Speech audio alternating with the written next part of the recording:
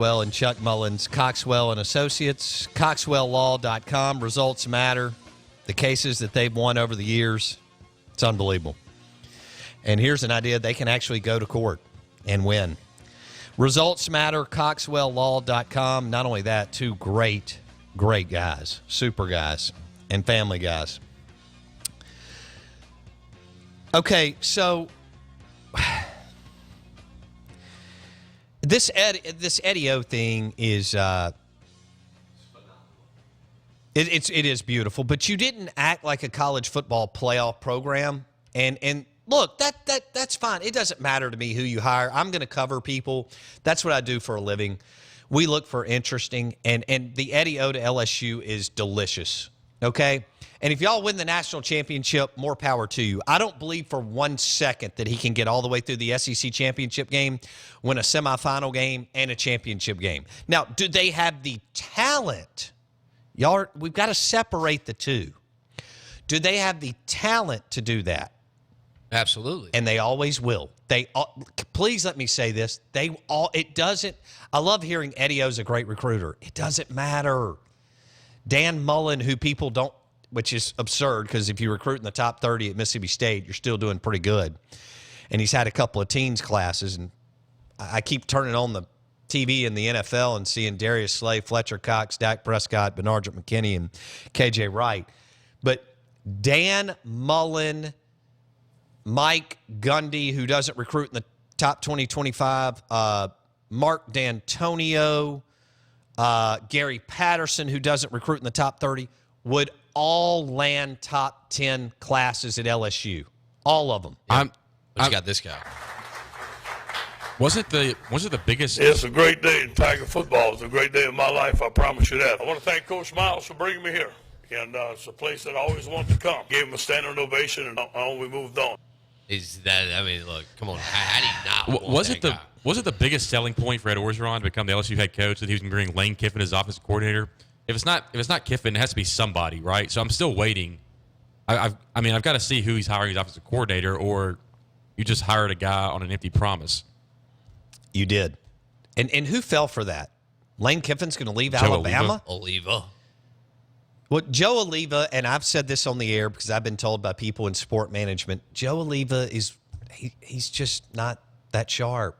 He was at Duke.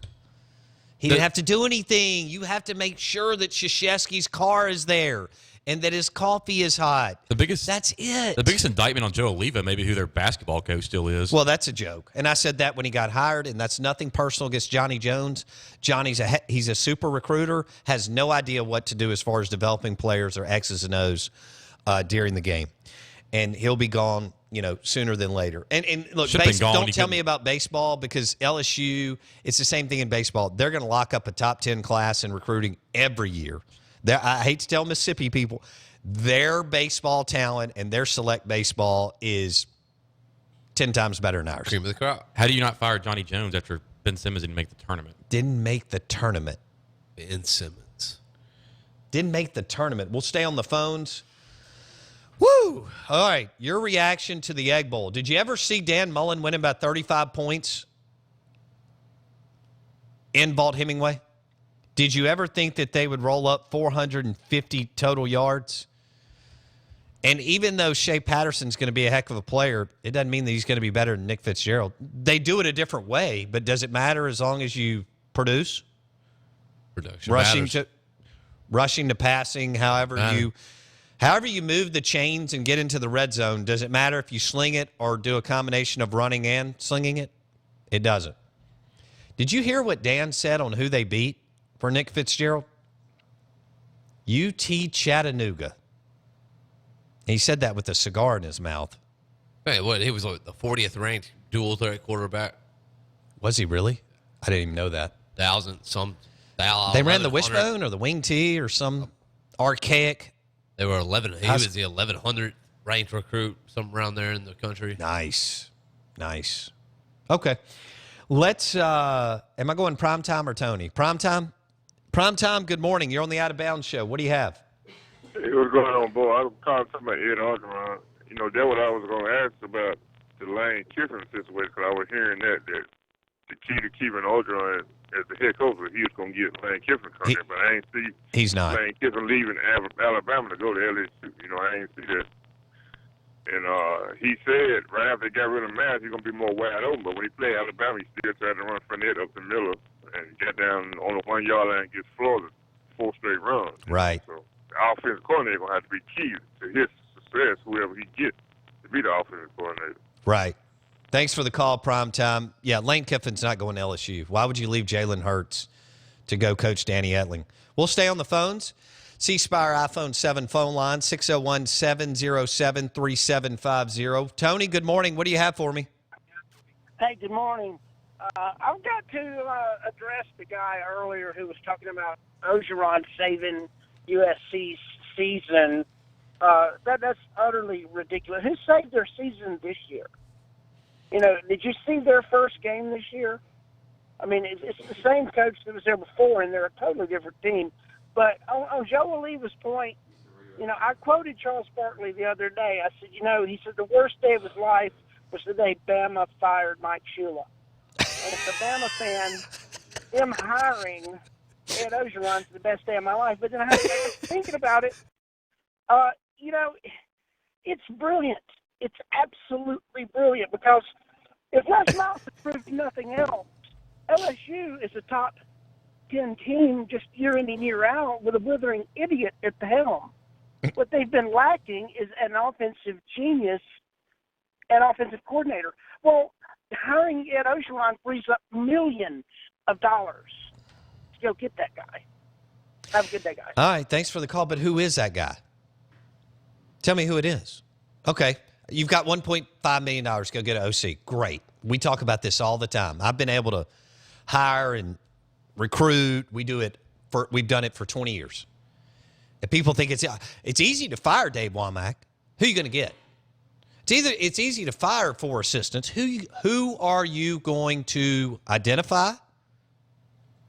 What are you looking for? Who can you add? Charlie Strong isn't going to Ole Miss. So let's I mean, that's the silliest stuff I've ever heard in my life. That was like when I had an Ole Miss fan tell me that Tony Dungy was going to Ole Miss. I was like, I mean, seriously? I mean, he looked at me straight, dead serious. I think it's Dungy. I'm going, what?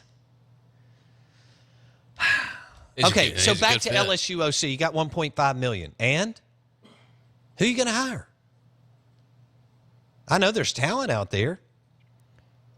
You're going to leave it to Orgeron to go out and identify 3 or 4 guys outside of his buddy Kiffin? Why would Lane Kiffin go there to coach who knows what when he's got Jalen Hurts? But it's his boy, and they But get I to think hang out, and it's really not. No, Lane's smart. You get too locked into who you want to drink beers with. yeah. I mean, there's a reason for that. I love drinking beer. I know, but I need you to kind of expand your. All right, if you take Kiffin Just a little out, bit. take Kiffin now, and he goes to LSU, and he say they have a very successful year, he immediately gets a big boy job. Who does? Kiffin.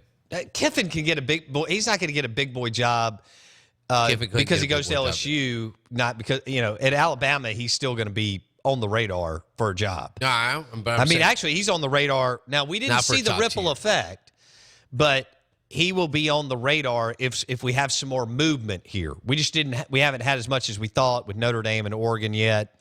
And when Jimbo didn't leave Florida State, which then would have taken somebody else to go to, FSU, and then we see the big ripple effect. We didn't get that because they named Eddie O, right, their third choice, the coach. Drew, is Kiffin going to be pushed out by Saban in favor of Steve Sarkisian? No. I mean, Sarkisian's there to take Kiffin's place. If and when Kiffin leaves, yeah. But Kiffin's better than Kiffin Sark. has to leave this year, right? Why not? Yeah, if that whatever job. Oregon or Houston, probably, right? I don't think he's in the running for it.